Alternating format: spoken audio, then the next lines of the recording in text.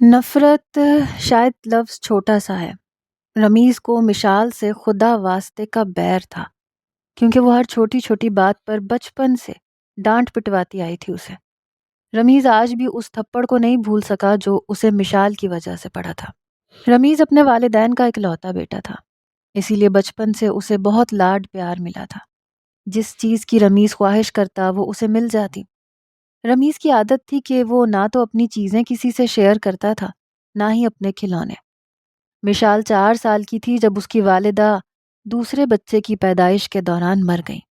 وہ رمیز کے والد سلطان صاحب کی سب سے چھوٹی بہن تھی، ان کی لاڈلی بھی تھی۔ اس کی اچانک موت کی خبر سن کر سلطان صاحب سے صدمہ ہی برداشت نہیں ہوا۔ بہن کی شادی ایک جاگیردار گھرانے میں کی تھی، لیکن اس کی وفات پر جب وہاں پہنچے تو تدفین کے بعد مشال کے والد نے کہا کہ میں مشال کی پرورش نہیں کر سکتا اور میرا باپ میری دوسری شادی ضرور کرے گا۔ بھائی صاحب، آپ جانتے ہیں کہ سوتیلی ماں سوتیلی ہی ہوتی ہے، اس لیے اگر آپ چاہیں تو اسے اپنے ساتھ لے جائیں۔ سلطان صاحب کی ویسے بھی کوئی بیٹی نہ تھی، اس لیے وہ مشال کو اپنے ساتھ لے آئے۔ جب سے وہ گھر پر آئی تھی رمیز کی اہمیت کافی کم ہو گئی تھی، کیونکہ سلطان صاحب اور ان کی بیوی مشال کو زیادہ اہمیت دینے لگے تھے۔ ایک تو یتیم بھتیجی تھی اور اپنی ماں کی بالکل ہو بہو تھی، اس لیے سلطان صاحب کو اس پر زیادہ پیار امڑ امڑ کر آتا تھا۔ کچھ دن تو مشال سہمی سہمی سی رہی، بار بار کبھی باپ کا پوچھتی کبھی ماں کا پوچھتی۔ سلطان صاحب کی بیوی نجمہ اسے سینے سے لگا لیتی۔ رمیز اس وقت 8 سال کا تھا، لیکن پہلی ہی نظر میں اسے مشال اچھی نہیں لگی تھی۔ اصل دشمنی رمیز اور مشال کی اس وقت شروع ہوئی جب سلطان صاحب نے رمیز سے کہا کہ تم اپنے کھلونے مشال کے ساتھ بھی شیئر کرو۔ وہ کہنے لگا، نو پاپا، مجھے نہیں پسند کہ میں اپنی کوئی بھی چیز کسی اور کے ساتھ شیئر کروں۔ میری چیز صرف میری ہے، اسے کوئی ہاتھ لگائے تو وہ مجھے بری لگنے لگتی ہے۔ حالانکہ وہ بہت چھوٹا سا تھا لیکن بہت انا پرست تھا، ذرا ذرا سی بات کو انا کا مسئلہ بنا لیتا تھا۔ اسے کھلونے بہت پسند آتے تھے، وہ اپنے کسی کھلونے کو توڑتا بھی نہیں تھا، بہت سنبھال سنبھال کے رکھتا تھا۔ اس کا کمرہ کھلونوں سے اور اس کی پسندیدہ چیزوں سے بھرا پڑا تھا۔ ایک بار مشال اس کے کمرے میں چلی گئی، حالانکہ اس کے کمرے میں رمیز کے علاوہ کوئی نہیں جاتا تھا، بس ملازمہ جاتی تھی جو صفائی کر کے آ جاتی تھی، لیکن اس کی چیزوں کو ہاتھ نہیں لگاتی تھی، کیونکہ وہ نوکروں پر بھی برسنے لگتا تھا۔ کہتا تھا، میری جس چیز کو ہاتھ لگاؤ گے میں اس چیز کو آگ لگا دوں گا۔ رمیز کے پاس لڑکوں والے بلکہ لڑکیوں والے بھی کھلونے بہت سارے تھے، بہت پیاری پیاری ڈالز بھی تھیں۔ جیسے ہی مشال رمیز کے کمرے میں داخل ہوئی تو اس کی آنکھیں حیران رہ گئیں۔ ایک سے بڑھ کر ایک کھلونا تھا، پورا کمرہ وہ دیکھتی رہ گئی۔ سب سے زیادہ اسے ان کھلونوں میں سے پنک کلر کی باربی ڈال اچھی لگی۔ چلتے ہوئے وہ ریک کے پاس آ کے کھڑی ہو گئی جہاں پر وہ ڈال پڑی تھی، پھر اپنا ہاتھ اونچا کر کے اس نے وہ ڈال پکڑی، اس کے بالوں کو ہاتھ پھیرنے لگی، اس کی نیلی نیلی آنکھیں دیکھ کر مسکرانے لگی۔ اسی وقت رمیز نے اپنے کمرے کا دروازہ کھولا۔ مشال کے ہاتھ میں اپنی ڈال دیکھ کر غصے سے اس کے پاس آیا اور اپنی ڈال اس کے ہاتھ سے چھینی، اسے غصے سے گھورتے ہوئے کہنے لگا، دفع ہو جاؤ میرے کمرے سے، اور خبردار جو تم نے آج کے بعد میرے کسی بھی ٹوائے کو ہاتھ لگایا۔ ویسے بھی رمیز سے وہ ڈرا کرتی تھی، اس لیے بھاگتے ہوئے کمرے سے باہر نکل گئی۔ چھوٹی سی تھی، اس کا جی چاہتا تھا کہ رمیز اس کے ساتھ دوستانہ رویہ رکھے، لیکن اس کی طرف سے جانے اسے کیا بات بری لگتی تھی۔ شاید اس کی سب سے بڑی وجہ یہ تھی کہ جب سے وہ آئی تھی سلطان صاحب کی توجہ رمیز سے ہٹ چکی تھی۔ وہ اب بھی اپنے کام سے واپس آتے سب سے پہلے ہی مشال کو گود میں اٹھاتے، اس کا ماتھا چومنے لگتے، اس کو اپنے ہاتھ سے کھانا کھلاتے۔ رمیز اس وقت ماتھے پر بل ڈالے چپ چاپ اپنا کھانا کھاتا رہتا۔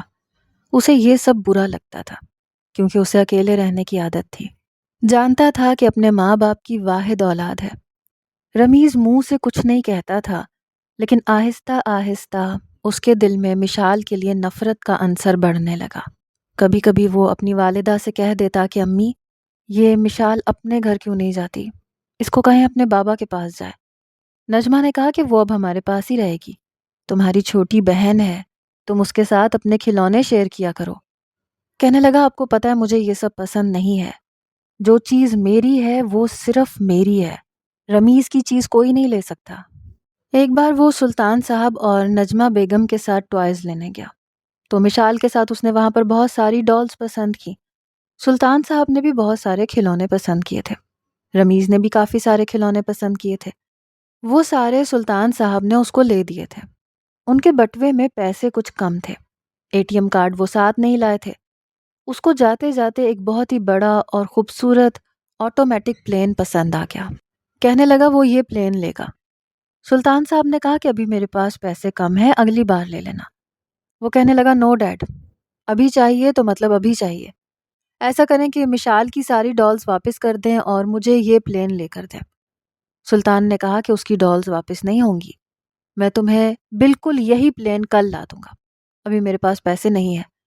لیکن وہ ضد کرنے لگا کہ ڈیڈ مجھے یہ پلین ابھی چاہیے، اگر اسے کسی اور نے خرید لیا تو میں کھانا پینا چھوڑ دوں گا۔ ایک بات جو رمیز کے دماغ میں آ جاتی تھی تو پھر نکلتی ہی نہیں تھی۔ مشال نے اپنی ڈالز اپنے ساتھ لگا لی، کہنے لگی ماموں میں یہ لے لوں، یہ مجھے واپس نہیں کرنی۔ سلطان صاحب نے رمیز سے کہا کہ ابھی یہاں سے چلو، میں کل تمہیں یہ پلین لے دوں گا، لیکن وہ نہیں مان رہا تھا۔ اس نے مشال سے ڈال چھینی تو وہ رونے لگی۔ رمیز کہنے لگا یہ کون ہوتی ہے میرے بابا کے پیسوں پر عیش کرنے والی؟ یہ کہنا تھا کہ سلطان صاحب نے ایک زوردار تھپڑ اس کے منہ پر مارا اور کہا کہ رمیز بیہیو یور سیلف۔ وہ تھپڑ کھانے کے بعد رمیز کو تو جیسے 4 سالہ مشال زہر لگنے لگی۔ پہلی بار اس کے باپ نے اس کے منہ پہ تھپڑ مارا تھا، اور وہ بھی اس مشال کی وجہ سے۔ اتنا غصے میں تھا کہ بیان سے باہر تھا۔ اس نے اپنے باقی کے سارے کھلونے وہیں پھینک دیے، کہنے لگا مجھے کوئی کھلونا نہیں چاہیے، یہ بھی اسے دے دیں۔ یہ کہنے کے بعد وہ وہاں سے چلا گیا، گاڑی میں جا کے بیٹھ گیا۔ نجمہ نے سلطان کو سمجھایا کہ آپ کل رمیز کو لا دیجیے گا لازمی، بچہ ہے وہ بھی۔ سلطان کہنے لگا میں نے کب انکار کیا ہے، کب سے تو اس کو پیار سے سمجھا رہا ہوں، زیادہ ہی سر چڑھ گیا ہے۔ بہرحال وہ لوگ گھر آئے تو رمیز اپنے کمرے میں چلا گیا اور زور سے دروازہ بند کیا، یہ بھی کہہ دیا کہ میں کھانا نہیں کھاؤں گا، مجھے کوئی ڈسٹرب نہ کرے۔ سلطان نے کہا کہ کوئی ضرورت نہیں ہے اس کی منت کرنے کی، ہمارے ناز پیار کا یہ بہت ناجائز فائدہ اٹھا رہا ہے۔ لیکن یہ تو شاید ابتدا تھی۔ مشال بڑی خوش تھی، اپنے کمرے میں آ کر اپنی ڈالز کے ساتھ کھیلنے لگی، لیکن یہ سلسلہ جاری سا ہو گیا تھا۔ اب رمیز کی اہمیت ثانوی ہونے لگی تھی، جو کہ وہ برداشت نہیں کر سکتا تھا۔ اسے بس یہ تھا کہ یہ میرے ماں باپ ہیں، یہ میرا گھر ہے، اس لیے حکومت میری ہوگی۔ لیکن اب مشال سلطان کی اہمیت زیادہ بڑھنے لگی تھی۔ وہ اسے اپنے پاس کرسی پہ بٹھاتے تھے، اسے پیار کرتے تھے، اپنے ہاتھ سے اس کو کھانا کھلاتے تھے۔ مشال کے برابر والی کرسی پر رمیز یوں کھا جانے والی نظروں سے اسے دیکھتا تھا جیسے یہ سارا کیا دھرا مشال کا ہو۔ ایک بار وہ بنگلے کے باغیچے میں کھیل رہی تھی جب رمیز اس کے پاس آ گیا، اس کی کلائی پکڑ کر بری طرح سے مڑوڑ دی۔ وہ رونے لگی، کہنے لگا چپ ہو جاؤ ورنہ تمہارا گلا گھونٹ کے تمہیں مار دوں گا۔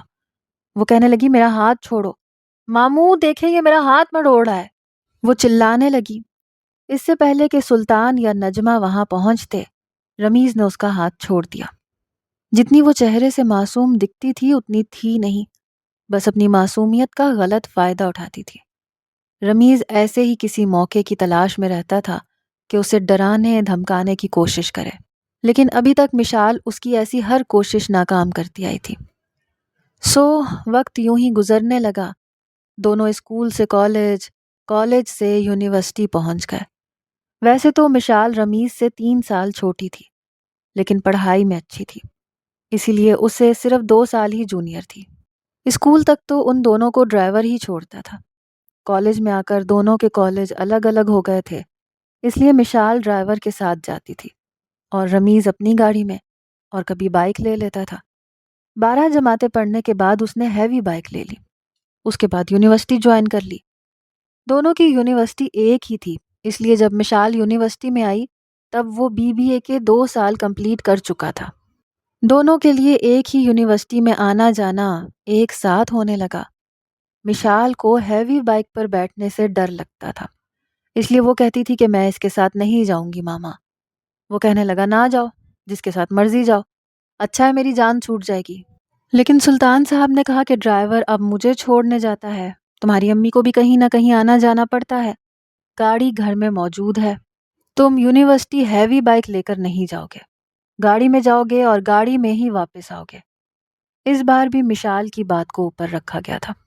رمیز نے اسے غصے سے دیکھا تو وہ اسے چڑھانے کے انداز میں مسکرانے لگی۔ رمیز پیچ و تاب کھا کے رہ گیا تھا، لیکن سوچ چکا تھا کہ اسے مزہ ضرور چکھائے گا۔ اگلے روز رمیز گاڑی کے ہارن پر ہارن دیے جا رہا تھا اور مشال مزے سے ناشتہ کر رہی تھی۔ نجمہ نے کہا بھی کہ جلدی کرو بیٹا، وہ کب سے تمہارا انتظار کر رہا ہے۔ مشال تسلی سے ناشتہ کرنے کے بعد جب باہر آئی تو وہ غصے سے بھرا پڑا تھا۔ اس نے فرنٹ ڈور کھولا، اندر اپنا بیگ پھینکا اور بیٹھ گئی۔ ملازم سمجھ رکھا ہے تم نے مجھے؟ نوکر ہوں میں تمہارا، کب سے میں ہارن دے رہا ہوں، آواز نہیں آ رہی تھی تمہیں؟ کان بند ہیں تمہارے؟ مشال کہنے لگی اب ناشتہ بھی نہ کروں کیا؟ بھوک لگ رہی تھی، تمہاری طرح پاگل تھوڑی ہوں، بس کھڑے کھڑے دودھ کا گلاس پکڑا، جانوروں کی طرح منہ سے لگا لیا۔ رمیز یہ سن کے تپ کے رہ گیا، کہنے لگا تم جیسی جاہل لڑکی سے بات کرنے سے بہتر ہے میں بات ہی نہ کروں۔ مشال کہنے لگی یہ تو تمہیں پہلے سوچ لینا چاہیے تھا۔ رمیز نے غصے سے گاڑی سٹارٹ کی اور تیز ڈرائیو کرتے ہوئے یونیورسٹی پہنچا۔ مشال اپنے ڈپارٹمنٹ جا چکی تھی، رمیز نے بس 2 ہی کلاسز لیں اور واپس گھر آ گیا۔ گاڑی گھر پر چھوڑی اور بائک باہر لے کر یونیورسٹی چلا گیا۔ باقی کا وقت اس نے اپنے دوستوں کے ساتھ ادھر ادھر گھومنے میں گزارا۔ مشال کی جب چھٹی ہوئی اور جب وہ باہر آئی تو کہنے لگی گاڑی کہاں ہے؟ رمیز کہنے لگا ہیوی بائک ہے نا سویٹ کزن، چلو شاباش بیٹھو میرے پیچھے، آج تمہیں ہواؤں میں اڑاتا ہوا لے کر جاؤں گا۔ یہ سن کر حیرت سے آنکھیں کھلی تھی مشال کی، کہنے لگی رمیز میں نہیں بیٹھوں گی۔ وہ کہنے لگی میں آٹو میں آ جاؤں گی یا ایسا کروں گی بس میں آ جاؤں گی۔ مشال نے کبھی بھی بس میں سفر نہیں کیا تھا۔ کہنے لگا کیا سوچ رہی ہو، بیٹھنا ہے یا میں جاؤں؟ کہنے لگی پہلے تم وعدہ کرو تم تیز نہیں چلاؤ گے۔ کہنے لگا نہیں چلاؤں گا، تم بیٹھو تو۔ وہ جتنی شرافت ہو سکتی تھی وہ اس کو دکھا رہا تھا، لیکن وہ شریف تھا نہیں۔ مشال ڈرتے ڈرتے اس کے پیچھے بیٹھ گئی۔ پھر جیسے ہی رمیز نے بائک چلائی اس نے اس کے کندھوں کو دبوچ لیا، کہنے لگی رمیز کے بچے آرام سے چلاؤ نا، تمہاری ماموں سے شکایت کروں گی تمہیں دیکھنا ڈانٹ نہ پڑوا دی تو۔ کہنے لگا اسی لیے تو 1000 بدلے لینے کے لیے میں تمہیں یہاں لایا ہوں، لیکن تمہارے ساتھ آج میں کرتا کیا ہوں۔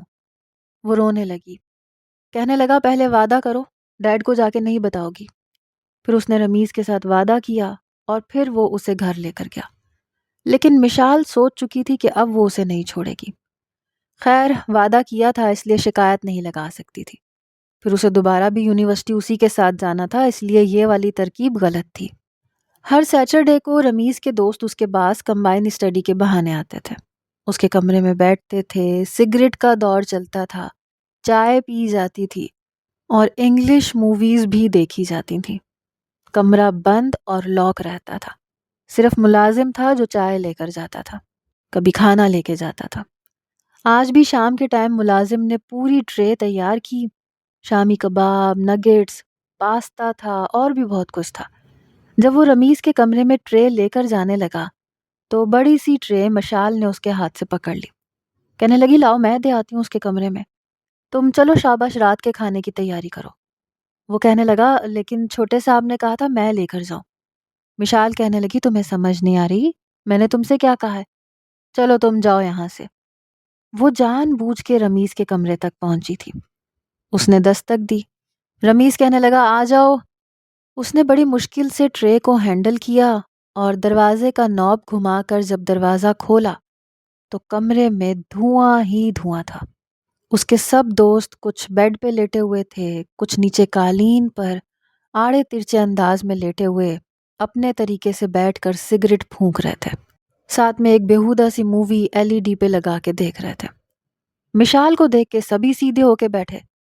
اب رمیز جو قالین پہ گاؤ تکیے پر کونے میں ٹیک لگائے بڑی محویت سے اپنی پسندیدہ انگلش مووی کی ہیروئن کو لو سین کرتے دیکھ رہا تھا، اس کے دوست نے اسے کوہنی ماری، کہنے لگا کیا تکلیف ہے، دیکھ نہیں رہے کتنا خاص سین چل رہا ہے۔ وہ کہنے لگا ذرا اپنے کمرے کے دروازے پہ دیکھو کون ہے۔ جیسے ہی سرسری طور پر رمیز نے اپنے کمرے کے دروازے میں کھڑی مشال کو دیکھا تو اس کے 14 طبق روشن ہو گئے۔ اس نے ہاتھ میں سگریٹ پکڑ رکھی تھی۔ سلطان یہ نہیں جانتے تھے کہ ان کا بیٹا سگریٹ پیتا ہے۔ سب سے پہلے تو رمیز نے اپنی سگریٹ کو چھپانے کی کوشش کی، کیونکہ جانتا تھا کہ مشال اس کے باپ کی سب سے بڑی جاسوس ہے۔ کہنے لگا تم کیوں آئی ہو یہاں؟ وہ کھانسنے لگی، کہنے لگی وہ کریم بھائی کھانا بنا رہے ہیں، انہیں کھانا بنانے کی جلدی تھی، اس لیے انہوں نے کہا کہ میں دے آؤں چائے۔ دوسرا دھیان مشال نے LED پر ڈالا۔ لو سین کو اس کا دوست وہیں پہ اسٹاپ کر چکا تھا، جس میں دونوں ہی لوگوں کے چہرے ایک دوسرے کے بے حد قریب تھے۔ رمیز جیسا بھی تھا، مشال کی موجودگی میں ایسا سین کریٹ ہونے پہ اچھا خاصا خفت میں مبتلا ہوا تھا۔ کہنے لگا یہیں دروازے پہ چائے رکھو اور دفع ہو یہاں سے، آئندہ میرے کمرے میں آئی نا تو دیکھنا تمہارا کیا حال کرتا ہوں۔ کہنے لگی مجھے کوئی شوق بھی نہیں ہے، اور جو تم کر رہے ہو نا بیٹا، رات کو ماموں کے سامنے دیکھنا میں کیا کرتی ہوں تمہارے ساتھ۔ جو دھمکی وہ دے کر گئی تھی، رمیز کے ہوش اڑ کے رہ گئے۔ پہلے تو اس نے LED کو ریموٹ سے بند کیا، پھر اپنے دوستوں کو کہا کہ تم چائے پیو اور دفع ہو سب کے سب یہاں سے، آج تو میرا باپ مجھے چھوڑے گا نہیں۔ کہنے لگے تمہیں کس نے کہا تھا اس آفت کی پڑیا کو کمرے میں آنے کی اجازت دو، یہ تو شروع سے ہی ہماری دشمن ہے۔ وہ سب لڑکے اسکول اور کالج یونیورسٹی میں بھی ساتھ ہی پڑھتے تھے، مشال اور رمیز کی دشمنی سے اچھی طرح واقف بھی تھے، کیونکہ جب بھی وہ بچپن میں کرکٹ کھیلتے تھے، مشال رمیز کے ڈھیلے ٹراؤزر پہن کر باہر آ جاتی تھی۔ اس کے ٹراؤزر، شرٹ اور بیٹ رمیز کے ہاتھ سے چھیننے لگتی۔ میں بھی کھیلوں گی، میں بھی کھیلوں گی۔ ظاہر ہے رمیز کے ساتھ ہی وہ بڑی ہوئی تھی، اس لیے ویسے ہی بولتی تھی جیسے وہ بولتا تھا۔ اس وقت وہ 8ویں جماعت میں ہو گئی تھی، لیکن باہر لڑکوں کی طرح بات کرتی تھی۔ سارے لڑکے کہنے لگے بھائی اگر یہ کھیلے گی تو ہم نہیں کھیلیں گے، رمیز یہ ہماری باری نہیں آنے دیتی، کھیلتی رہتی ہے اور جب آؤٹ ہوتی ہے تو رونے لگ جاتی ہے۔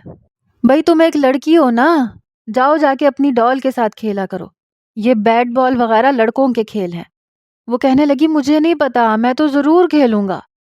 وہ کہنے لگا پہلے زبان تو سیدھی کر لوں، کھیلوں گا کی بچی، جب سے میری زندگی میں آئی ہے میری زندگی کو جہنم بنا کے رکھ دیا ہے، اب میں اپنے دوستوں کے ساتھ کھیل بھی نہیں سکتا۔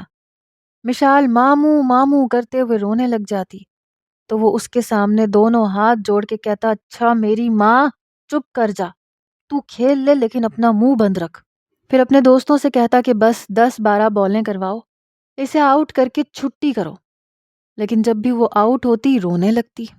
لڑکے کہتے بھائی رمیز ہم نہیں کھیلیں گے، یہ کھیلتی ہے تو سارے موڈ کا ستیہ ناش کر دیتی ہے، ہماری ساری گیم کو برباد کر کے رکھ دیتی ہے۔ کبھی کہتی ہے بال آہستہ کرواؤ، تیز کیوں کروا رہے ہو، کبھی کہتی ہے یہ بال نہیں ہے 9 بال ہے، بھائی ہم نہیں کھیلیں گے۔ بہرحال میٹرک کے بعد رمیز نے گلی میں کھیلنے کے بجائے گراؤنڈ میں جانے کو ترجیح دی تھی۔ سگریٹ سے سلطان صاحب کو شروع سے نفرت تھی، اور رمیز کو اگر کسی کا ڈر تھا تو وہ اپنے باپ کا تھا۔ اب وہ اسے بہت کم ڈانٹتے تھے، لیکن جب کسی غلط بات پر ڈانٹتے تھے تو پورا محلہ ان کی آواز سے گونج اٹھتا تھا۔ جو کچھ وہ دیکھ کر گئی تھی اور جو دھمکی دے کر گئی تھی، وہ جانتا تھا کہ اس کی خیر نہیں ہے۔ اس کے سارے دوست بے فکری سے شامی کباب اور باقی چیزوں پر ٹوٹ پڑے، کھا پی کے چائے پی اور اس کے کمرے سے نکل کے چلے گئے۔ رمیز نے فوراً سے کھڑکیاں کھولیں، پردے پیچھے ہٹائے تاکہ سگریٹ کا دھواں ختم ہو سکے، کمرے میں ایئر فریشنر کر دیا۔ ہر بار وہ یہی کرتا تھا۔ اب وہ یہ سوچ رہا تھا کہ اس لڑکی کو روکے تو روکے کیسے، یہ تو نہیں ہٹے گی۔ بہرحال اپنے کمرے سے وہ سگریٹ کی ساری نشانیاں ختم کر چکا تھا۔ دل میں یہ بھی خیال آیا کہ اس کی منت کر لے، لیکن پھر وہی انا آڑے آ گئی کہ میں اس لڑکی کے سامنے کیوں جھکوں، اس کے سامنے میں کیوں ہار مانوں۔ بہرحال رات تک وہ کافی پریشان رہا۔ جب باپ کی گاڑی کا ہارن سنا تو دل زور زور سے دھڑکنے لگا کہ اب خیر نہیں ہے۔ وہ جلے پاؤں کی بلی بنا اپنے کمرے کے قالین پر چکر کاٹ رہا تھا۔ کچھ دیر بعد ہی ملازم آیا، کہنے لگا صاحب جی کھانے پہ بلا رہے ہیں۔ وہ کہنے لگا مجھے بھوک نہیں ہے، تم جاؤ یہاں سے۔ ڈر کے مارے اس کی زبان لڑکھڑانے لگی تھی۔ ملازم چلا گیا۔ کچھ دیر بعد پھر آیا، کہنے لگا صاحب جی کہہ رہے ہیں کھانے پر آؤ، بھوک ہے یا نہیں ہے تب بھی آؤ۔ یہ سن کر رمیز سمجھ گیا کہ اس میسنی لڑکی نے اس کے ڈیڈ کو اس کی شکایت لگا دی ہے۔ بہرحال وہ اپنا پسینہ صاف کر کے اپنے چہرے کی بدحواسی کو دور کرنے کی کوشش کرنے لگا اور بالکل نارمل انداز میں ڈرائنگ روم میں جا کر نجمہ بیگم کے برابر والی کرسی پہ بیٹھ گیا۔ سلطان صاحب اسے ہی گھور رہے تھے۔ کہنے لگے کھانے پہ کیوں نہیں آئے تھے؟ کہنے لگا ڈیڈ بھوک نہیں تھی۔ مشال کہنے لگی وہ کمبائن اسٹڈی کر رہا تھا نا آج، سارے دوست آ گئے تھے اس کے، تو شام کو ہائی ٹی ہی کافی ہیوی تھی اس کی۔ مشال کی بات سن کر رمیز نے ایک نظر اسے دیکھا تھا، پھر رخ بدل گیا۔ سلطان صاحب کھانا کھانے لگے، بلکہ آدھا کھانا تو وہ کھا بھی چکے تھے۔ رمیز نے جیسے ہی اپنی پلیٹ میں چاول ڈالے، پہلا ہی چمچ منہ میں رکھا تھا کہ مشال سلطان صاحب سے کہنے لگی، ماموں یہ سگریٹ پینا کیا نقصان دہ ہوتا ہے؟ پہلے ہی نوالے پہ رمیز کو اچھو لگا، بری طرح سے کھانسنے لگا۔ نجمہ اس کی کمر سہلانے لگی، دل بڑی زور زور سے دھڑک رہا تھا۔ مشال نے فٹافٹ گلاس میں پانی ڈال کے اس کی طرف کیا، کہنے لگی پانی پیو، تمہاری تو پہلی نوالے میں یہ حالت ہے، پتہ نہیں پورا کھانا کیسے کھاؤ گے۔ اس نے غصے سے اس کے ہاتھ سے گلاس چھیننے کے انداز میں لیا، 2 گھونٹ پانی کے پیے۔ سلطان صاحب کہنے لگے تمہیں کیا ہوا؟ کہنے لگی ماموں میں نے سنا ہے زیادہ سگریٹ پینے والے یوں ہی کھانستے ہیں بیماروں کی طرح، اور کبھی بھی ان کو کھانسی کا دورہ پڑ جاتا ہے۔ انہوں نے اس کی بات پہ زیادہ توجہ نہیں دی۔ وہ پھر سے بولی، ماموں میں نے آپ سے کچھ پوچھا تھا، کیا سگریٹ پینا نقصان دہ ہے؟ بار بار رمیز اسے آنکھوں سے گھوری جا رہا تھا، اشارے کر رہا تھا کہ چپ رہو ورنہ چھوڑوں گا نہیں، لیکن وہ مشال ہی کیا جو چپ رہتی، آج تک اسے ڈانٹ ہی پڑواتی آئی تھی۔ وہ کہنے لگے ظاہر ہے بیٹا، سگریٹ بہت زیادہ نقصان دہ ہے، اس لیے نہ تو کبھی تمہارے نانا نے سگریٹ پی، نہ مجھے پینے دی، اور نہ ہی میں رمیز کو اس بات کی اجازت دیتا ہوں۔ اس معاملے میں بڑا سخت ہوں۔ کہنے لگی ماموں جان لیکن رمیز تو سگریٹ پیتا ہے، آج چائے لے کر میں اس کے کمرے میں گئی تھی نا، میں نے کہا بیچارہ اپنے دوستوں کے ساتھ ہر ہفتے کے دن اسٹڈی کر کر کے تھک جاتا ہے، مجھے بھی اس کا خیال رکھنا چاہیے، اور آخر کو صبح مجھے یونیورسٹی لے کے آتا ہے واپس چھوڑتا ہے، تو میں جیسے ہی اس کے کمرے میں گئی تو سگریٹ کے دھوئیں نے تو میرا سانس بند کر دیا۔ ماموں میں نے اس کے ہاتھ میں بھی سگریٹ دیکھی تھی۔ وہ ساری بات آہستہ آہستہ سلطان صاحب کو بتا چکی تھی۔ رمیز نے وہیں پہ کھانا چھوڑ دیا، جانتا تھا کہ جو بات وہ کہہ چکی ہے اس کا باپ اسے کھانا کھانے نہیں دے گا۔ وہ کہنے لگے رمیز مشال کیا کہہ رہی ہے؟ کہنے لگا جھوٹ بول رہی ہے۔ مشال اس کی بات سن کے کہنے لگی ماموں میں بالکل سچ کہہ رہی ہوں، آپ اس کے کمرے کی تلاشی لے لیں۔ رمیز کہنے لگا بے شک لے لیں۔ سلطان صاحب نے کھانا کھانے کے بعد رمیز کے کمرے کی تلاشی لی، لیکن انہیں کوئی بھی سگریٹ اور کچھ بھی نہیں ملا۔ اپنی طرف سے وہ ساری نشانیاں مٹا چکا تھا، لیکن کارپٹ کے ایک کونے میں بجھی ہوئی سگریٹ پڑی تھی جس پر مشال کی نظر جا پہنچی۔ اس نے وہ سگریٹ اٹھائی اور اپنے ماموں کے سامنے رکھ دی، کہنے لگی یہ دیکھیں۔ وہ کہنے لگی آپ کو پتہ ہے یہ کیا اسٹڈی کرتا ہے؟ جلدی جلدی میں رمیز ایل ای ڈی کو اسٹاپ کر کے بند کر چکا تھا، ویڈیو ابھی بھی لگی ہوئی تھی۔ جیسے ہی ٹی وی آن کیا، انگلش مووی کا وہی سین سامنے آ گیا جہاں اس نے مووی روک کر بند کی تھی، جسے دیکھنے کے بعد تو وہ اپنے باپ کے سامنے نظریں بھی نہیں اٹھا پا رہا تھا۔ مشال کہنے لگی میں تو سوچ بھی نہیں سکتی تھی اس کے کمرے میں اس کے دوست یہاں بیٹھ کر آ کر یہ سب کچھ کرتے ہیں، توبہ توبہ، ابھی سے یہ اس قسم کی کمپنی میں رہے گا تو سوچے ماموں اس کا تو مستقبل تباہ ہو جائے گا۔ مشال کا یہ کہنا تھا کہ سلطان صاحب غصے سے بپھر کر رہ گئے۔ سب کے سامنے ایک زوردار تھپڑ رمیز کے منہ پہ پڑا۔ یہ دیکھ کر تو مشال بھی چپ سی ہو گئی، اسے یہ توقع نہیں تھی کہ رمیز کو تھپڑ ہی پڑ جائے گا، اور پھر ایک تھپڑ نہیں پڑا، ابھی وہ ایک تھپڑ سے سنبھل بھی نہیں پایا تھا کہ دوسری گال پہ دوسرا تھپڑ پڑا۔ سلطان صاحب کہنے لگے تم سگریٹ پیتے تھے، تم پڑھائی کے نام پر یہ بےہودگی کرتے ہو، میں سوچ بھی نہیں سکتا تھا، میں تمہاری پڑھائی پر پانی کی طرح پیسہ بہا رہا ہوں اس لیے کہ تم یہ سب کرو۔ اس سے پہلے کہ تیسرا تھپڑ اسے پڑتا، نجمہ کہنے لگی کیا کر رہے ہیں سلطان، بیٹا جوان ہو گیا کچھ تو خیال کرے، ڈانٹ لیں لیکن ہاتھ تو مت اٹھائیں۔ مشال سمجھ نہیں پا رہی تھی کہ اس سچویشن میں اسے کیا کرنا چاہیے۔ اسے لگا تھا کہ ڈانٹیں گے اور بات ختم ہو جائے گی، لیکن بات تو کہیں اور ہی جا چکی تھی۔ اس کا بس نہیں چل رہا تھا کہ کیا نہ کر گزرے۔ اس لڑکی کی وجہ سے بچپن میں ایک تھپڑ کھایا تھا اپنے باپ سے، اور اب 2 تھپڑ کھائے تھے، اور اس کی وجہ مشال تھی۔ سلطان صاحب غصے سے اسے دیکھتے ہوئے باہر نکل گئے۔ مشال بھی واک آؤٹ کر گئی۔ نجمہ اسے سمجھانے لگی کہ جب تمہیں پتا تھا تمہارے ڈیڈ کو سگریٹ سے سخت نفرت ہے تو تم اپنے دوستوں کو بلا کر کیوں پیتے تھے؟ وہ کہنے لگا جب سے یہ مشال آئی ہے نا موم، ڈیڈ کو مجھ سے نفرت ہو چکی ہے۔ ایسے لگتا ہے جیسے میں ان کا سگا بیٹا ہوں ہی نہیں، بس یہ ان کی بیٹی ہے۔ یہ کہہ کر اس نے ہیوی بائک کی چابی پکڑی۔ نجمہ کہنے لگی کہاں جا رہے ہو؟ رمیز کہنے لگا مرنے جا رہا ہوں، کیونکہ میرے باپ کو میرے مرنے کا کوئی افسوس نہیں ہوگا۔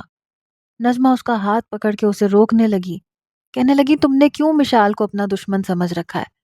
وہ کہنے لگا کیونکہ وہ میری دشمن ہے۔ میں بہت چاہتا ہوں کہ اس سے اپنا دل صاف کر لوں، لیکن وہ کچھ نہ کچھ ایسا ضرور کرتی ہے۔ وہ ثابت کرتی ہے کہ اس کو تکلیف ہے مجھ سے۔ آج جو تھپڑ پڑا ہے نا مجھے، اپنی مشال سے کہہ دیجیے گا کہ یہ اسے بہت مہنگا پڑنے والا ہے۔ یہ کہتے ہی وہ باہر نکل گیا۔ نجمہ اپنا سر پکڑ کے بیٹھ گئی۔ بچپن سے دونوں کی لڑائی ہوتی تھی۔ وہ یہ لڑائیاں دیکھ دیکھ کے تھک چکے تھے۔ بیٹے کا ساتھ دیتی تھیں تو سلطان صاحب کہتے تھے کہ تم میری بہن کی اولاد میں فرق کرتی ہو۔ مشال کا ساتھ دیتی تھی تو رمیز کہتا تھا کہ جب سے یہ آئی ہے آپ نے مجھے اگنور کرنا شروع کر دیا ہے۔ وہ سمجھ نہیں پا رہی تھی کہ معاملے کو کیسے حل کریں۔ ابھی تو دونوں ایک ساتھ رہتے تھے اور وہ ایک دوسرے کو برداشت نہیں کرتے تھے، ایک دوسرے کی ٹانگ کھینچنے سے باز نہیں آتے تھے۔ اب یقیناً رمیز اس کی کوئی نہ کوئی غلط بات کو ہائی لائٹ کر کے بتائے گا جس سے مشال کو ڈانٹ پڑے گی، پھر وہ بھی یہی کرے گی۔ یہ سلسلہ پتہ نہیں کب تک جاری رہے گا، کیونکہ ابھی اصل خبر سے تو دونوں بے خبر تھے کہ سلطان صاحب ان دونوں کے لیے کیا فیصلہ کر چکے ہیں۔ جس دن ان کو ان کے اس فیصلے کا علم ہوگا تو پتہ نہیں دونوں ایک دوسرے کا سر پھاڑ دیں گے۔ مشال اپنے کمرے میں آ کر بیٹھ گئی، لیکن تھوڑا تھوڑا اپنی حرکت پر افسوس ہوا تھا۔ لیکن پھر کہنے لگی کوئی بات نہیں، سگریٹ بھی تو پی رہا تھا نا، اگر میں ماموں کو نہ بتاتی تو پھر وہ سگریٹ کا عادی ہو جاتا۔ وہ خود کو بتا رہی تھی کہ اس نے جو کچھ کیا بالکل ٹھیک کیا اور رمیز کے فائدے کے لیے کیا۔ ایک بار مشال نے اپنے دوستوں کے ساتھ پکنک پر جانے کا پروگرام بنایا اور اس کو اجازت بھی مل گئی۔ اس نے اپنا سوٹ ملازمہ سے پریس کرنے کے لیے کہا جسے صبح پہن کے اس نے جانا تھا۔ ملازمہ وہ سوٹ پریس کر رہی تھی کہ رمیز ملازمہ کے پاس آ گیا، کہنے لگا جاؤ مجھے چائے بنا کے لا دو۔ وہ کہنے لگی میں مشال بی بی کا سوٹ پریس کر دوں؟ وہ کہنے لگا بند کرو استری اور جا کے چائے بنا کر لاؤ۔ وہ بیچاری استری بند کر کے باہر چلی گئی۔ رمیز نے استری کا بٹن آن کیا، گرم گرم استری اس کے سوٹ پہ رکھ کے وہاں سے باہر نکل گیا اور اپنے کمرے میں آ کر بیٹھ گیا۔ ملازمہ نے چائے اس کے کمرے میں دی اور اس کے بعد مشال کی دل خراش چیخوں کی آوازیں گونجی۔ وہ ہنسنے لگا اور چائے پینے لگا۔ مشال کہنے لگی رانی کی بچی میرا سوٹ جلا دیا تم نے۔ پورے گھر میں اس کی آواز گونج رہی تھی۔ وہ کہنے لگی میں نے صبح پکنک پہ پہن کے جانا تھا، سب دوستوں نے ایک جیسا سلوایا تھا، یہ کیا کیا تم نے؟ اس سے پہلے کہ مشال اپنے کمرے میں جاتی، اس نے چائے ختم کر کے فوراً سے سائڈ ٹیبل پہ رکھی اور اپنے کمرے سے باہر نکلا۔ سامنے مشال کے کمرے میں چلا گیا۔ اس کی نائٹ کریم کے اندر اس نے بلیچ کریم پاؤڈر نکال کر اس کے نائٹ لوشن میں ڈال دیا اور اچھی طرح سے ہلا دیا۔ وہ جانتا تھا کہ یہ لوشن وہ رات کو اپنے بازوؤں پر اور چہرے پہ لگا کے سوئے گی، اور جب وہ بلیچ پاؤڈر اس کے چہرے پر پوری رات لگا رہے گا تو صبح تک اس کا چہرہ سرخ ہو جائے گا۔ جس طرح سے اس نے اس کا بینڈ بجایا تھا وہ بھی اینٹ کا جواب پتھر سے دینا چاہتا تھا۔ سارا کام سر انجام دے کر واپس اپنے کمرے میں چلا گیا۔ وہ بیچاری روئے پیٹے جا رہی تھی۔ سب سہیلیوں نے ایک جیسے سوٹ سلوائے تھے کہ پکنک پہ وہی پہنیں گے۔ اس کے سوٹ کا ستیہ ناس ہو چکا تھا۔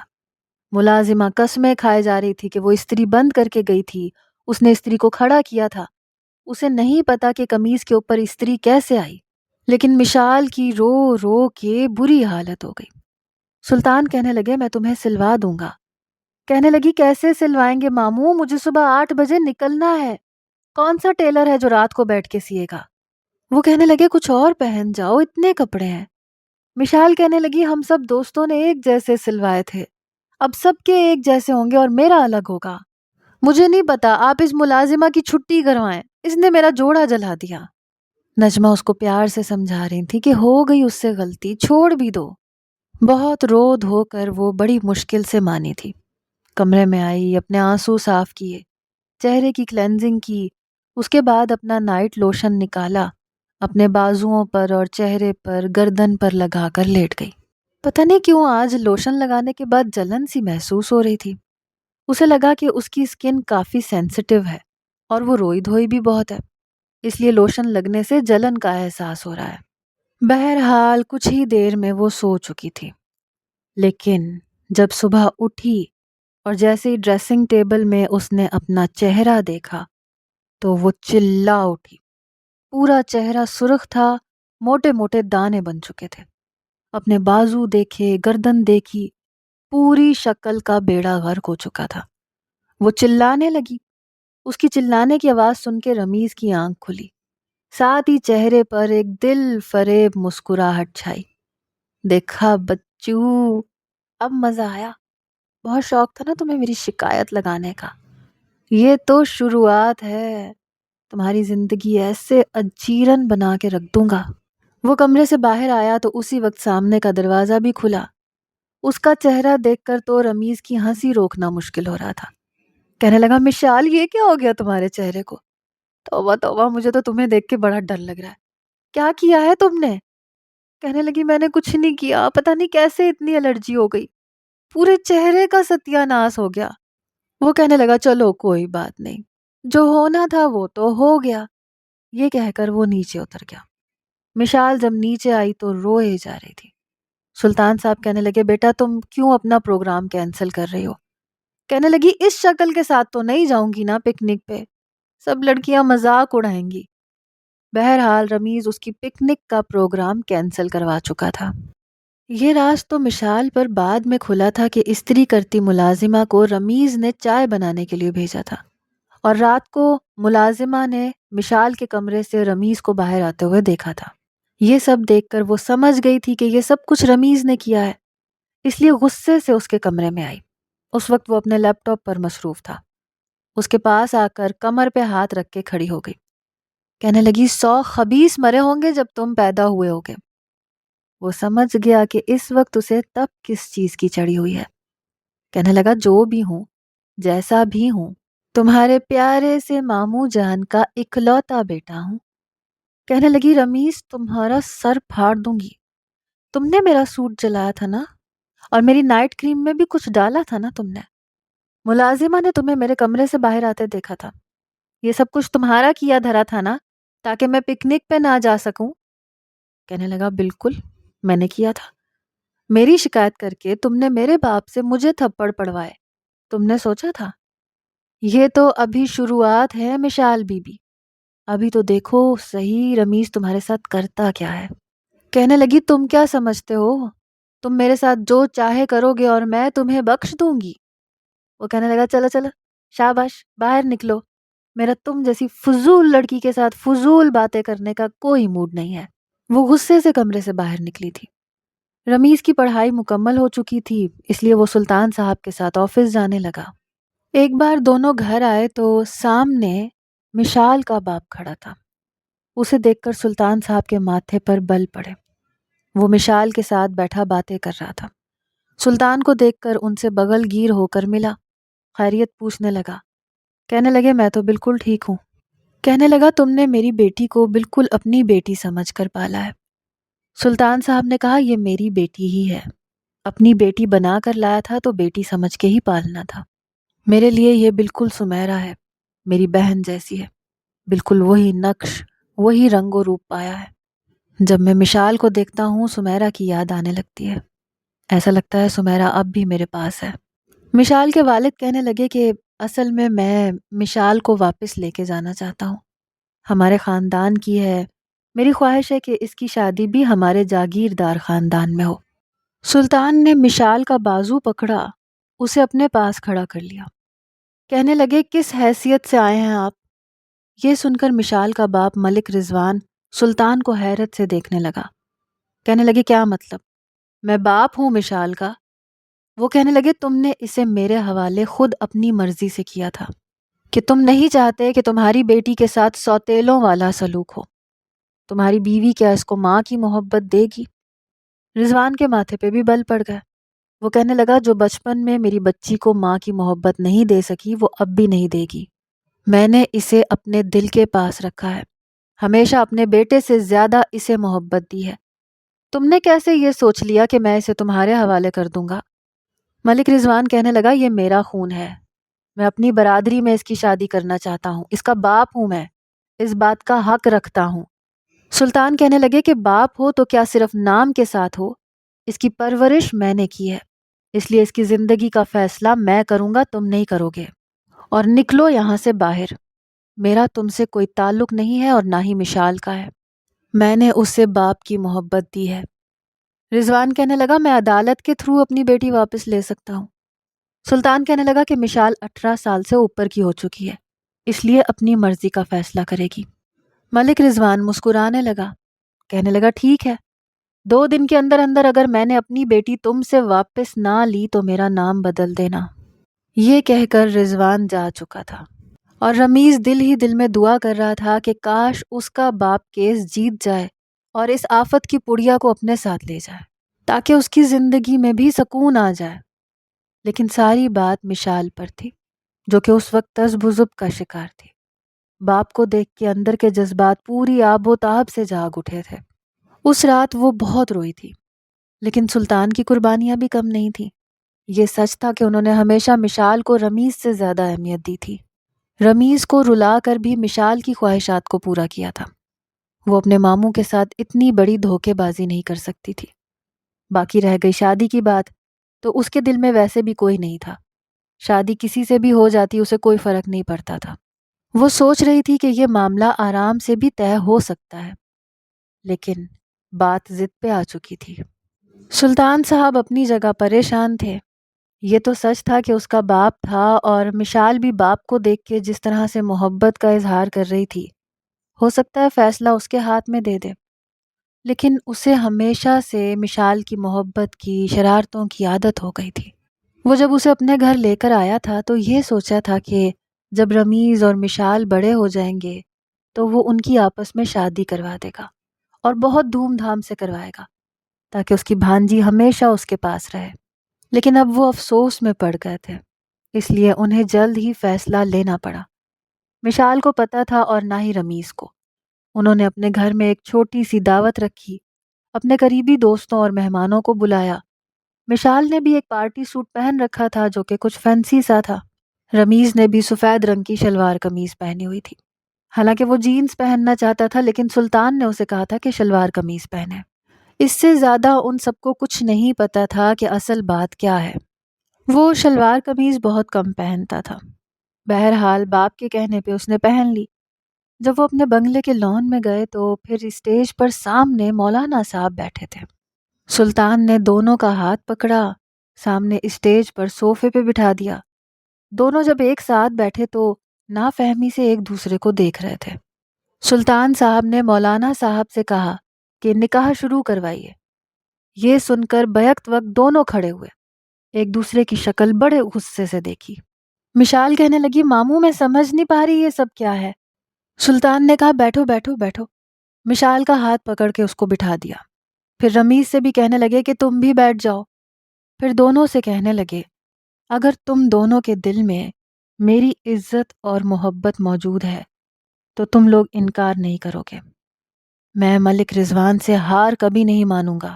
ساری زندگی تمہیں اپنی بیٹی کی طرح رکھا ہے، اور اب جب تمہاری زندگی کے اہم فیصلے کا وقت آیا ہے تو اسے یاد آ گیا کہ وہ تمہارا باپ ہے۔ تب یاد نہیں آئی تھی جب تم 4 سال کی بچی تھیں اور اس نے بڑی خوشی سے میرے حوالے کی تھی کہ میں نہیں پال سکتا کیونکہ وہ دوسری شادی کرنا چاہتا تھا۔ مشال یہ سب کچھ دیکھ کر حیران تھی۔ اگر اس کا ماموں کسی اور کے ساتھ اس کی شادی کرنا چاہتا تو شاید وہ اعتراض نہ کرتی، اسے کوئی اعتراض نہ ہوتا، لیکن رمیز سے تو اس کی 1 منٹ نہیں بنتی تھی۔ دونوں ایک دوسرے سے ہر وقت لڑتے رہتے تھے۔ ساری زندگی نہیں گزار سکتی تھی وہ، لیکن چپ تھی کیونکہ ماموں کی عزت کا سوال تھا۔ اگر پہلے یہ ذکر ہوا ہوتا تو وہ صاف انکار کر دیتی۔ ایسی ہی باتیں رمیز کے دماغ میں بھی چل رہی تھیں کہ باپ نے پھر اپنی بھانجی کی خاطر اس کے ساتھ بہت بڑی زیادتی کر دی۔ اس کو اپنے گھر میں رکھنے کی بات پر انہیں رمیز ہی ملا تھا۔ شروع سے وہ مشال کی خاطر اپنے باپ سے ڈانٹ کھاتا آ رہا تھا۔ اگر وہ اکیلا ہوتا تو یقیناً اس کا باپ اس کی ہر بات مانتا، جیسے 7 سال کی عمر تک مانی تھی۔ اس کی ویسے ہی ساری خواہشات ابھی تک پوری ہوتی رہتی، لیکن اب تو اسے ساری زندگی کی غلامی لگ رہی تھی۔ وہ تو اس کے باپ کے ساتھ مل کے اس کا جینا دو بھر کر دیتی۔ لیکن بات یہاں آ کر ختم نہیں ہو جاتی تھی۔ باپ نے اپنی عزت کا واسطہ دیا تھا۔ دونوں نے ماتھے پر بل ڈالے، ایجاب و قبول کیا، نکاح نامے پر سائن کیا۔ سوچا تو یہی تھا کہ صرف کیس جیتنے کے لیے شاید نکاح کرنا پڑے۔ رمیز نے سوچا تھا کہ بعد میں اپنے باپ کو راضی کر لے گا کہ یہ زبردستی کا فیصلہ ہے، لیکن ہوش اس وقت اڑے جب نجمہ نے نکاح ہونے کے بعد، سارا فنکشن ختم ہونے کے بعد، مشال کو رمیز کے کمرے میں لا کر بٹھا دیا۔ اس سے پہلے کہ وہ کمرے سے باہر جاتی، اس نے اپنی مما کا ہاتھ پکڑ لیا۔ کہنے لگی، مما یہ کیا ہو گیا؟ میں کہہ دوں گی مجھے اپنے بابا کے ساتھ نہیں رہنا، لیکن پلیز میں رمیز کے کمرے میں نہیں رہوں گی۔ نجمہ کہنے لگی، یہ تمہارے ماموں کا فیصلہ ہے، میں کچھ نہیں کہہ سکتی۔ رمیز اس وقت سلطان کے کمرے میں تھا۔ وہ بھی سلطان کے بلانے پر دونوں ہاتھ باندھے، ماتھے پر بل ڈالے، نظریں جھکائے کھڑا تھا۔ سلطان نے اس سے کہا کہ دیکھو، بے شک تمہارا نکاح اچانک سے مجھے کرنا پڑا، لیکن میں یہ فیصلہ تب کر چکا تھا جب میں مشال کو لے کے آیا تھا کہ وہ ہمیشہ میرے گھر پہ رہے گی۔ لیکن میں یہ چاہتا تھا کہ وہ تعلیم مکمل کر لیتی، تم بھی میرے ساتھ بزنس میں کچھ آگے بڑھ جاتے، تھوڑا ذمہ دار ہو جاتے، لیکن ملک رضوان کی وجہ سے مجھے یہ سب کچھ کرنا پڑا۔ وہ بڑے غصے سے ساری باتیں سن رہا تھا کہ بھائی اس کا باپ تھا، بیٹی کو لے کے جانا چاہتا تھا تو کون سا غلط کر رہا تھا؟ لے کے جانے دیتے، اس کے سر تو نہ یہ عذاب ڈالتے۔ سلطان کہنے لگے، دیکھو میں ملک رضوان کو بہت بری چوٹ دینا چاہتا ہوں۔ اس نے میری بہن کے ساتھ اچھا نہیں کیا۔ پہلی بیٹی جب پیدا ہونی تھی تو سمیرا کو ہم لوگ اپنے گھر میں لے آئے تھے، لیکن دوسری اولاد کے بارے میں بجائے اسے ڈاکٹر کے پاس لے جانے کے، انہوں نے دائی کو بلوا لیا، جس نے سارا کیس خراب کر دیا۔ اس کا بچہ بھی مر گیا اور وہ بھی۔ میرے دل میں تو تب سے ہی اس کے لیے نفرت ہے۔ پھر اس نے مشال کو میرے حوالے کر دیا کہ وہ دوسری شادی کرنا چاہتا ہے۔ کیا میری بہن کی یہ اہمیت تھی اس کی نظر میں؟ اپنی بہن کی تدفین کر کے اپنی روتی بھانجی کو میں گلے لگائے بیٹھا تھا، اور اس کا باپ دوسری شادی کی بات کر رہا تھا۔ میری بہن کی قبر کی مٹی بھی نہیں سوکھی تھی، اور اس کے شوہر کو دوسری شادی کی آگ لگی تھی۔ سلطان صاحب بڑے غصے میں تھے۔ کہنے لگے، میں نے مشال سے صرف تمہارا نکاح نہیں کیا ہے رمیز، وہ اس وقت تمہارے کمرے میں بیٹھی ہے۔ یہ سن کر بے ساختہ بڑی حیرت اور تعجب سے رمیز نے سلطان کی طرف دیکھا تھا۔ کہنے لگا، بابا میں ابھی ایسی کسی سچویشن کے لیے تیار نہیں ہوں۔ وہ وقت گزرنے کا انتظار کر رہا تھا کہ بات پرانی ہو تو اپنے باپ کو اس بات پہ راضی کر سکے کہ رخصتی چھوڑیں اور طلاق کروا کے مشال کی شادی کسی اور جگہ کروا دیں، لیکن اب وہ اس کے کمرے میں بیٹھی تھی۔ سلطان صاحب کہنے لگے، تمہیں اس سچویشن کو ہینڈل کرنا ہے اور آج ہی کرنا ہے۔ کل تمہارا ولیمہ میں بہت دھوم دھام سے کرنا چاہتا ہوں تاکہ یہ خبر ملک رضوان تک پہنچ جائے، اور آگے کی سچویشن بھی تم ہی سنبھالو گے۔ تمہاری ایک بے وقوفی مشال کے ساتھ ساتھ تمہیں اور مجھے بھی نقصان پہنچا سکتی ہے۔ پھر اس کے کندھے پر ہاتھ رکھ کے کہنے لگے، ولیمے کا مطلب سمجھ میں آتا ہے نا؟ تو اس نے نظریں اوپر نہیں اٹھائی تھی۔ کہنے لگے، جاؤ اپنے کمرے میں اپنی ماں سے منہ دکھائی کے کنگن لے کے جانا۔ بے دلی سے وہ اپنی ماں کے کمرے میں گیا۔ کہنے لگا، پاپا کو کیا سوجی تھی؟ ارے اس کا باپ تھا، اسے لے کے جانا چاہتا تھا، لے جانے دیتے۔ میرے سر پہ مشال جیسی مصیبت ڈالنے کی کیا ضرورت تھی؟ نجمہ نے کوئی جواب نہیں دیا۔ اس کے ہاتھ میں رونمائی کے کنگن کا باکس رکھ دیا۔ جب وہ کمرے میں آیا تو مشال غصے سے بیٹھی ہوئی تھی۔ غصے میں تو وہ بھی بہت تھا۔ باپ نے جو بات سمجھا کر بھیجی تھی سمجھ گیا تھا، لیکن دل اس بات پہ راضی نہیں تھا۔ اس کے پاس جا کے بیٹھ گیا۔ کہنے لگی، دیکھو یہ سب کچھ ماموں کی مرضی سے ہوا ہے، تو میں کیا کروں؟ ہو تو گیا نا۔ یہ کہہ کر اس نے رونمائی کا باکس اس کے ہاتھ پہ رکھا۔ کہنے لگا اسے پہن لینا، میرا ایسا کوئی موڈ نہیں ہے کہ میں تمہارے ساتھ یہ کوئی چونچلے بازی کروں۔ وہ بھی کھڑی ہو گئی، کہنے لگی مجھے بھی ایسا کوئی شوق نہیں ہے۔ یہ کہہ کر اپنی میکسی سنبھالتے ہوئے باہر جانے لگی۔ کہنے لگا کہاں جا رہی ہو؟ کہنے لگی اپنے کمرے میں۔ رمیز کہنے لگا جاؤ شاباش، کمرے میں جاؤ، میں بھی ڈیڈ کو کال کر کے کہہ دوں گا کہ آپ کی پیاری بھانجی اپنے کمرے میں جا چکی ہے۔ یہ سن کر مشال کے قدم وہیں رکے تھے۔ کہنے لگی تمہیں کیا ضرورت ہے یہ سب کہنے کی؟ دیکھو یہ شادی نہ تو تمہاری مرضی سے ہوئی ہے نہ ہی میری مرضی سے ہوئی ہے، پھر کیا ضرورت پڑی ہے؟ تم بس چپ چاپ رہو، سب کو یہی بتائیں گے کہ میاں بیوی ہیں۔ کہنے لگا جی نہیں، آپ کے پیارے سے ماموں نے مجھے کہا ہے کہ تمہارے اس کھڑوس باپ کو منہ توڑ جواب دینا ہے، اور کل ولیمہ ہے۔ پھر اس کے پاس آیا، کہنے لگا ولیمے کا مطلب جانتی ہو نا؟ مشال اسے نافہمی سے دیکھنے لگی۔ کہنے لگا آج کی رات مجھے نہ چاہتے ہوئے بھی تمہارے ساتھ سہاگ رات منانی پڑے گی، اور اس کے لیے تمہارا راضی ہونا بہت ضروری ہے۔ یہ سن کر وہ گھبرائی تھی، کہنے لگی عجیب مصیبت ہے، یہ کوئی زبردستی کا رشتہ ہوتا ہے، دل نہ چاہے بس ساتھ رہو۔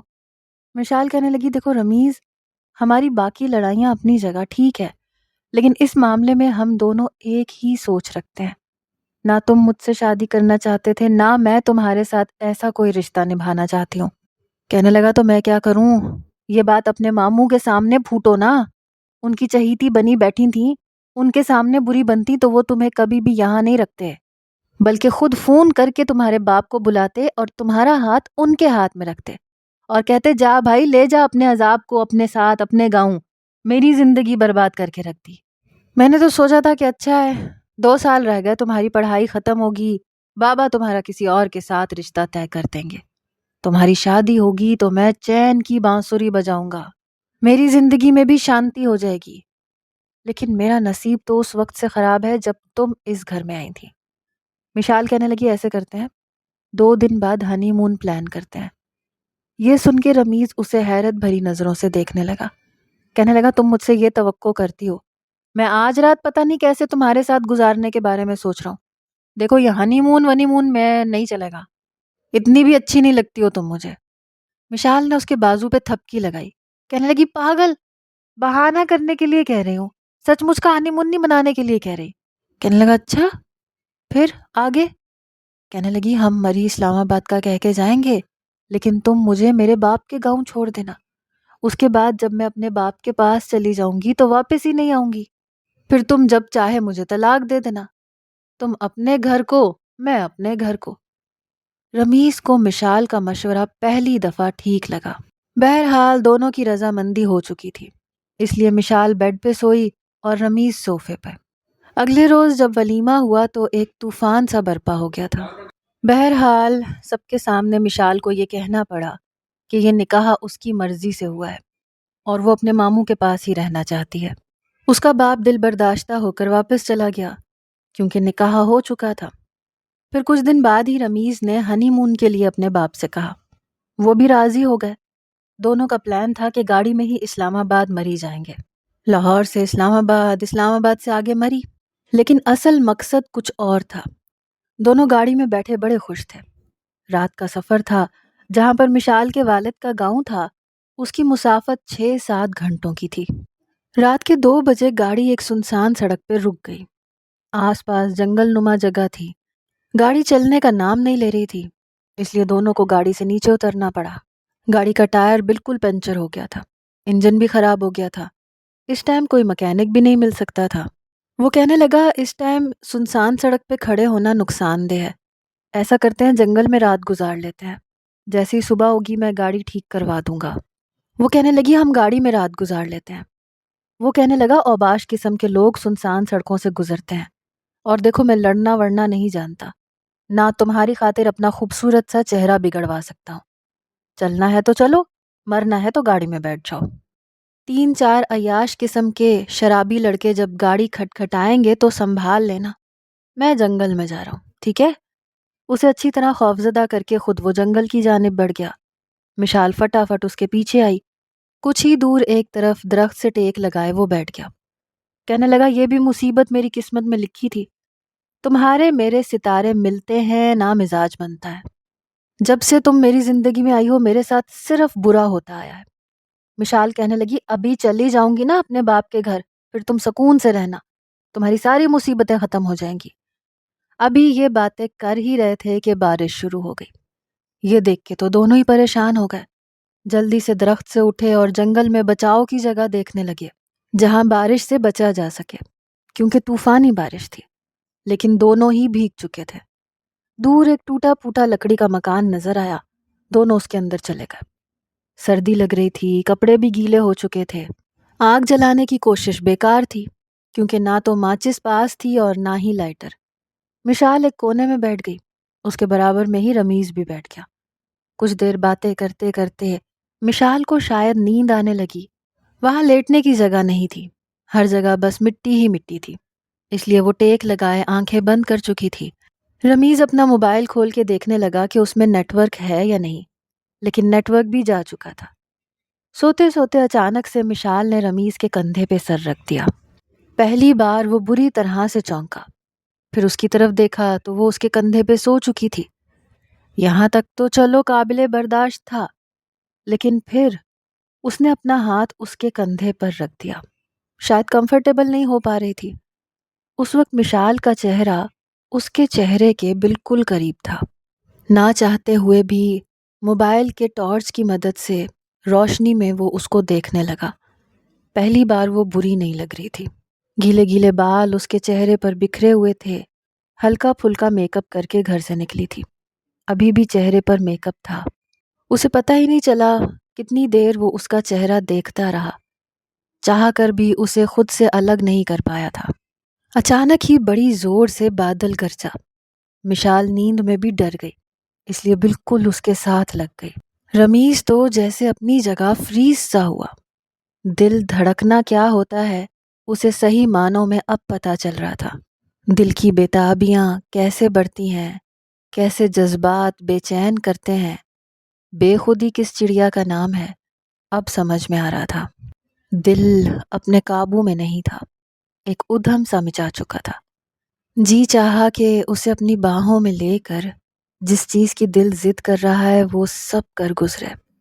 ٹھیک ہے وہ اس کی بیوی تھی، اس کے نکاح میں تھی، لیکن پھر انا آڑے آ گئی کہ جذبات میں اٹھایا گیا قدم کہیں مہنگا ہی نہ پڑ جائے، اس لیے اسے خود سے دور کرنے لگا۔ اس چکر میں اس کی آنکھ کھل گئی۔ جیسے ہی مشال نے اس کی طرف دیکھا، اسے اپنے سے اتنا قریب دیکھا، وہ دوبارہ سے پیچھے ہٹ گئی، لیکن اس کی نظریں ابھی بھی مشال پر ٹکی ہوئی تھیں۔ رمیز کو یوں ٹک ٹکی باندھے اپنی جانب دیکھتے ہوئے دیکھا تو اپنا دوپٹہ ٹھیک کرنے لگی، لیکن وہ تو بے خود اسے دیکھے جا رہا تھا۔ اس کا ٹھہراؤ، اس کی آنکھیں، اس کا گھبرانا، نروس ہونا، یہ سب روپ پہلی بار دیکھنے کو مل رہے تھے۔ کافی دلچسپ لگ رہی تھی، کیونکہ ابھی تک تو صرف لڑتی ہی آئی تھی، خون خوار نظروں سے گھورتی ہوئی ہی نظر آئی تھی۔ مشال کہنے لگی یہ تم کیا پاگلوں کی طرح سے مجھے دیکھ رہے ہو؟ پلیز مجھے نہیں دیکھو، ادھر ادھر دیکھو۔ اس کی بات سن کے رمیز مسکرانے لگا، کہنے لگا تمہیں کس چیز کا ڈر ہے؟ دیکھو اتنا بھی پاگل نہیں ہوں کہ تمہارے ساتھ کچھ کر جاؤں۔ کچھ دیر پہلے جس طرح تم میرے ساتھ لگ کے سو رہی تھیں، مجھے کچھ کرنا ہوتا تو میں کر چکا ہوتا۔ یہ سن کر مشال اور بھی پیچھے ہٹی۔ کچھ ہی دیر بعد بارش رک گئی، دونوں ہی الگ الگ جگہ پر سو گئے۔ آنکھ کھلی تو دن چڑھ آیا تھا۔ اپنی گاڑی کے پاس آئے، ایک مکینک کو فون کیا کہ گاڑی ٹھیک کروائی۔ پورے راستے نہ تو پھر رمیز نے کوئی بات کی نہ مشال نے، وہ اسے اس کے باپ کی حویلی میں چھوڑ آیا۔ لیکن جب واپسی ہوئی تو تب پتہ چلا کہ سینے سے کچھ غائب ہو گیا ہے، لیکن اس نے نظر انداز کر دیا۔ خود اسلام آباد مری کے لیے نکل گیا، لیکن چین نہیں آ رہا تھا۔ سارا پلان وہ بنا چکے تھے کہ وہ گھر جائے گا تو کہے گا کہ ان پر اس کے باپ نے حملہ کر دیا، اپنی بیٹی کو زبردستی لے گیا، لیکن دل تھا کہ ایک منٹ سکون نہیں لینے دے رہا تھا۔ مری کے حسین نظاروں میں اسے کوئی دلچسپی نظر نہیں آ رہی تھی۔ اس نے مشال کو کال کی، کہنے لگا اب تو تم خوش ہو؟ کہنے لگی ہاں بہت خوش ہوں۔ تم خوش ہو؟ کہنے لگا ہاں میں بھی خوش ہوں۔ کہنے لگی اچھا، تمہاری تو جان چھوٹ گئی مجھ سے۔ کہنے لگا تمہاری بھی تو چھوٹ گئی، تم بھی تو اپنے باپ کے پاس چلی گئی۔ کہنے لگی یہاں کا ماحول بہت عجیب ہے، میرا دم گھٹتا ہے۔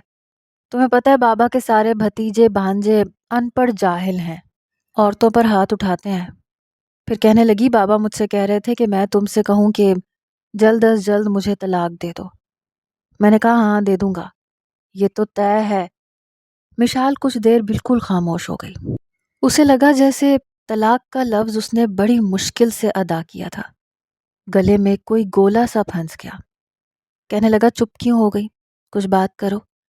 کہنے لگی میں نے کیا کہنا ہے، کچھ ہے ہی نہیں، کیا بات کروں۔ پھر کہنے لگی اچھا ٹھیک ہے، تم اپنی زندگی میرے بغیر بہت اچھے سے گزارنا، ایک بہت اچھی لڑکی کو پسند کر کے اس سے شادی کر لینا۔ کہنے لگا کیا تم جاگیردار کی بیوی بن کے خوش رہ سکو گی؟ کہنے لگی پتہ نہیں۔ وہ کہنے لگا گاڑی میں تو بڑی بڑی باتیں کر رہی تھی، جاگیردار کی بیوی بن جاؤں گی، پورے گاؤں میں روب ہوگا، تمہیں اس وقت تو سب کچھ ٹھیک ٹھاک لگ رہا تھا۔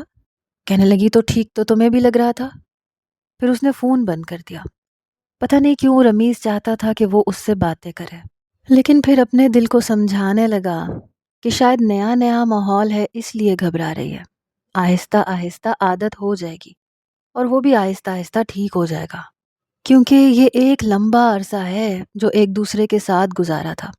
شاید اس لیے دل عجیب سی کیفیت سے دوچار تھا، لیکن روز دل نے دہائی ڈال رکھی تھی۔ اس کا مذاق کرنا، اس کا ہنسنا، سب کچھ یاد آنے لگا۔ جن باتوں پر کل تک اسے مشال پہ غصہ آتا تھا، وہ ساری باتیں آج اسے مسکرانے پہ مجبور کر رہی تھی۔ جی چاہ رہا تھا زندگی یوں ہی گزر جائے، لڑتے جھگڑتے اور پیار کرتے۔ اگر ان کے درمیان صرف دشمنی ہوتی تو فون کر کے اپنی ساری باتیں اس سے نہ کر رہی ہوتی۔ اسے یاد آنے لگا کہ دشمنی کے باوجود وہ دونوں ایک دوسرے سے کچھ بھی نہیں چھپاتے تھے۔ ایک بار یونیورسٹی میں ایک لڑکے نے مشال کو پریشان کیا تو اس نے فوراً سے رمیز کو ہی آ کر بتایا تھا۔ اگلے دن رمیز نے اس لڑکے کا گریبان پکڑ کے اسے اچھی طرح سے سمجھا دیا تھا کہ وہ اس کی کیا لگتی ہے۔ اسی طرح جب کبھی باہر کھانا کھانے کا پلان بناتے تو دونوں اکٹھے ہی چلے جاتے تھے۔ کبھی ریسٹورنٹ میں کھانا کھا لیتے، ساتھ ساتھ لڑتے بھی رہتے، کھانا بھی کھاتے رہتے۔ اس لڑائی کے دوران ایک دوسرے کی برتھ ڈے تک انہیں یاد رہتی تھی، تحفہ ایک دوسرے کو دیتے تھے، ساتھ ہی یہ بھی کہتے تھے کہ ایسے ہی مارکیٹ میں سے گزر رہی تھی، گھڑی اچھی لگی تو سوچا لے لوں، کیا یاد کرو گے کہ تمہاری برتھ ڈے پہ گفٹ دیا تھا۔ رمیز بھی ایسے ہی کہتا، تمہارا احسان ہے کہ تم نے مجھے میری برتھ ڈے پہ گفٹ دیا، تو یہ پکڑو میں نے بھی تمہیں دے دیا۔